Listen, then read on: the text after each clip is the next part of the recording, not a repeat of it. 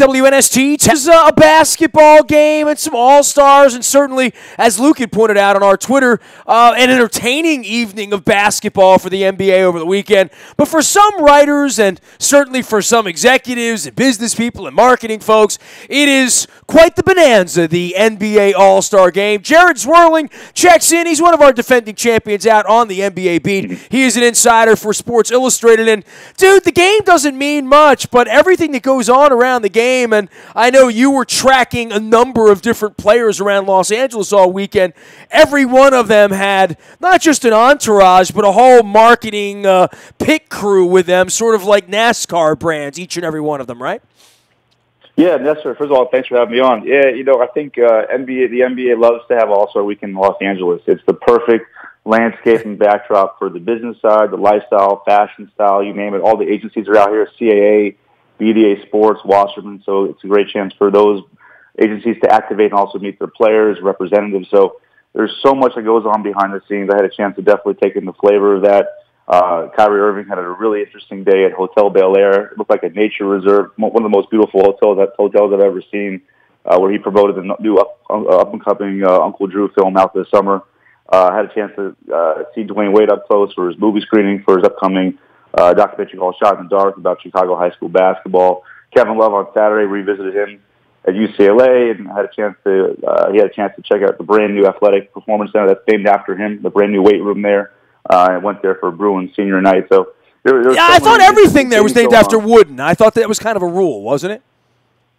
Yeah, actually, he talked about John Wooden, the influence on him, even though he never met him, of course. But there's obviously a lot of his images is everywhere, and his famous quotes are everywhere. But yeah, it was definitely cool.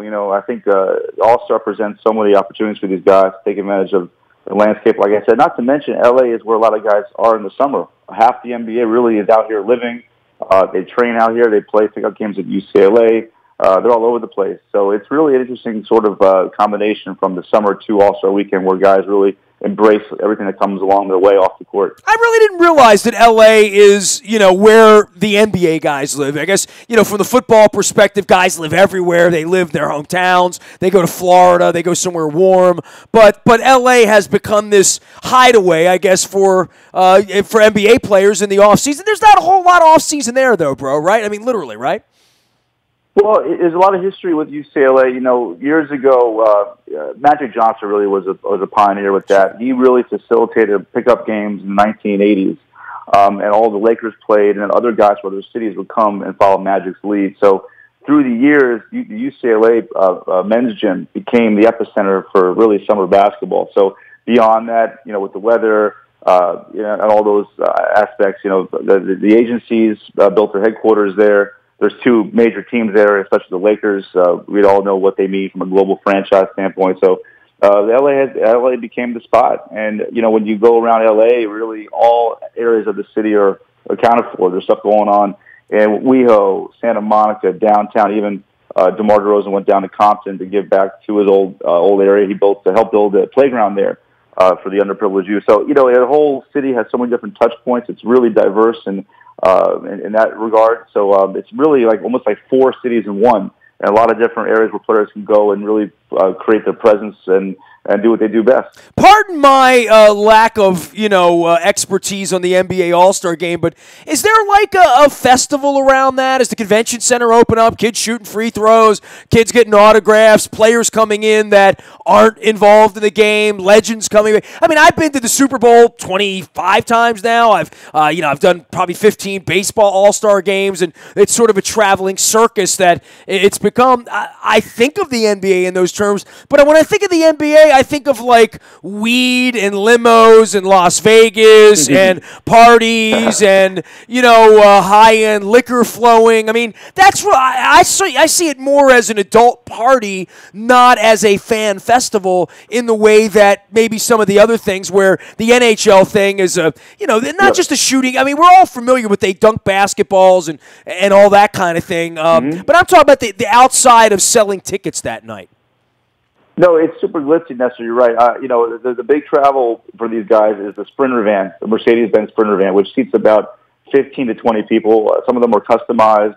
You see him all over town. You know, I was following Dwayne Wade a little bit. His whole entourage went to the Sprinter. So that's really the mode of transportation. It is very glitzy. You know, when you think about some of the activation off the court, for example, Anthony Davis hosted a private dinner for his fashion line with Saks Fifth Avenue at Chateau Marmont, which is one of the most elaborate hotels through the years. Hey, you know what? Can you run me through every one of those? So, like, all the side businesses, right? Like, I'm serious, right? Like, so you're with Irving doing a movie, okay? You were with Love doing court dedication at a college. What was Wade promoting? I mean, so somebody probably had a fragrance, right? You had all sorts of lifestyle lines, hats, shirts, bags, right? All of that, jewelry. Everybody probably had a different thing they were pimping, right?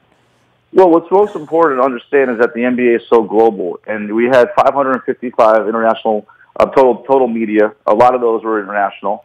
This was the first time the NBA All-Star Game was broadcast in Hindi commentary in India. More countries from Asia came to All-Star Weekend. So when guys are here in LA, they're interacting with international media, and that really helps the content and their brand overseas. So that's very important. I think it's a very overlooked part of All-Star Weekend. You know, as far as Dwayne Wade goes, he has a Chinese sneaker brand collaboration with Li Ning, and he helped launch the new sneaker line, Way of Wade, which is one of the next lines in that whole series. So he did a lot of stuff there. You know, as far as Wade goes, he had the movie screening for Shot in the Dark, Chicago high school basketball commentary, or a high school documentary. But by the way, I can't believe I went through all of those promotions with you and didn't mention a shoe. What was I thinking? Oh, man, the shoes are everything in All-Star. Like Adidas. Okay, here's a couple of insights for you. Adidas and Under Armour and Nike basically took over parking lots in the city to build these huge custom tents with all this activation. And inside these tents were concerts, basketball games. You mentioned some of the fan activities. I mean, literally, like, you know, that regular parking lots converted into almost like their own warehouses. So that's a snippet of what All-Star Weekend's about. You walk around the city and you see so much branding. Even American Express built literally a custom, took over a custom building and the whole thing was spray painted with blue American Express, you know, on the outside. So it's really crazy. I mean, would they be well served to do it there every year? I mean, like, literally, why would they go back to a cold weather place when they could do it that way? I totally agree. Next year we're going to be in Charlotte. It's going to be crazy to see how different it'll be. I almost feel like the NBA wants to be in LA, almost like plans it out. The last time they were here was in 2011. Before that, it was 2004. I'm actually more surprised that it's actually not more frequent just because of how great it is for the NBA. So, you know, Charlotte will be interesting. I've been to Charlotte a bunch to cover the Hornets. I mean, downtown is getting a little bigger, but they're still, you know, it's still much smaller. It's more of a suburban city. I'm super, super curious how Charlotte translates to an All-Star Weekend because it definitely will be way, way different than LA. Jared Zwirling joining us here from Sports Illustrated. You can follow his journey out on Twitter at Jared Zwirling. That's ZWERLING.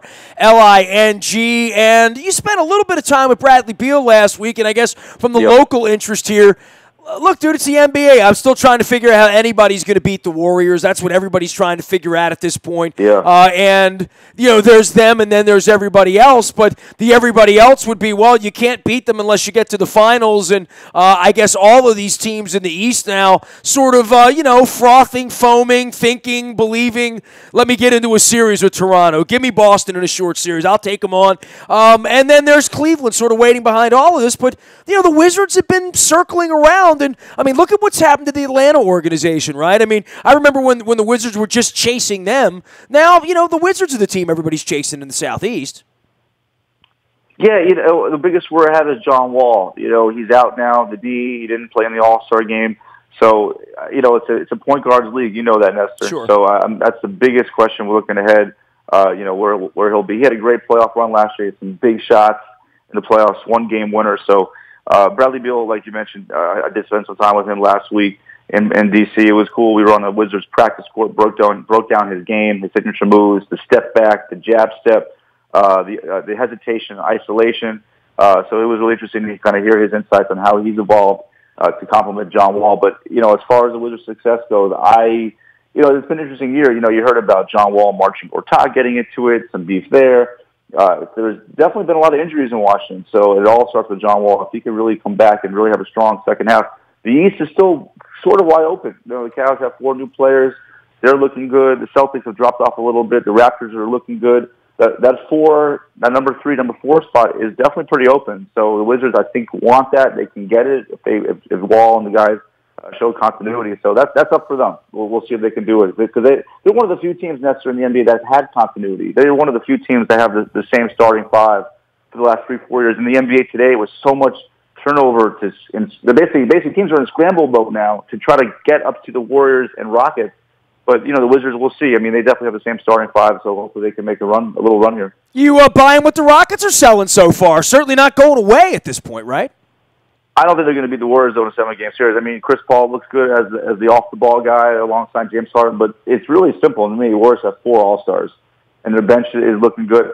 I know they don't have the same record going into the All-Star break that they did last year, but, I mean, I don't know how you contend with all that talent, not to mention Kevin Durant, maybe up for best defensive player of the year this year. He's one of the top guys in blocks. You put him at the 5 spot. How do you counter that? Their versatility with lineups really confuse you. They're the best team with misdirections, cross screens, off the ball movement. Obviously, the best team with 3-point shooting. Right there with the Rockets. But I'm just concerned.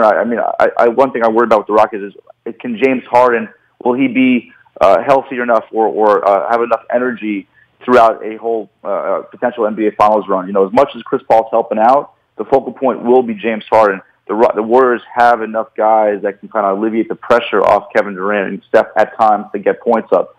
I'm really curious how hard, because as we saw last year, Nestor, James definitely looked tired. He looked very tired. So I'm curious how he'll be, especially if they go to Game 7 against the Warriors. And James might be just totally exhausted. So something to watch, no question. Jared Swerlin joining us here, covering all things NBA for Sports Illustrated. All right, I think the weekend and the game Sunday night and all of these activations that you speak of now in business and marketing and sports marketing parlance, the show was really stolen by this lunatic out on the internet doing this LeBron just dribble thing. And, I'm a guy that gets told to just stick to sports all the time, and I don't, and I never will. And I've come out of the closet on that part that's never going to happen at this point. But during, all of this, the show was really stolen by the LeBron Durant video, right? I mean, literally, that was what people will remember about All-Star Game weekend, right?